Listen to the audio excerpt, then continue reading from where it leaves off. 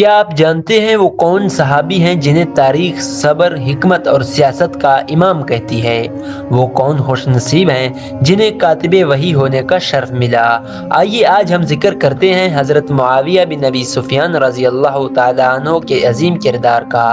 حضرت معاویہ بن ابی سفیان رضی اللہ تعالیٰ عنہ کا شمار جلیل القدر صحابہ کرام میں ہوتا ہے۔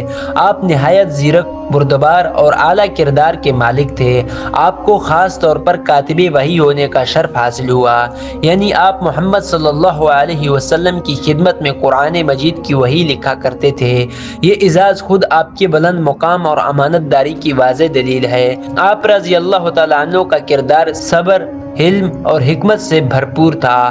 آپ نے ہمیشہ مسلمانوں کے درمیان اتحاد قائم رکھنے کی کوشش کی اور بڑے فتنوں کے دور میں بھی بردباری کا مظاہرہ کیا۔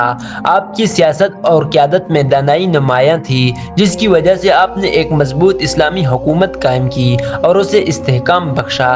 حضرت معاویہ رضی اللہ تعالیٰ عنہ نہایت نرم دل اور عفو درگزر کرنے والے انسان تھے۔ آپ اپنے مخالفین کے ساتھ بھی حسن سلوک کرتے اور کبھی جلد بازی یا سختی سے کام نہ لیتے۔ آپ کا انداز حکمرانی نظم و ضبط اور عدل پر مبنی تھا، جس سے عوام کو سکون اور امن نصیب ہوا۔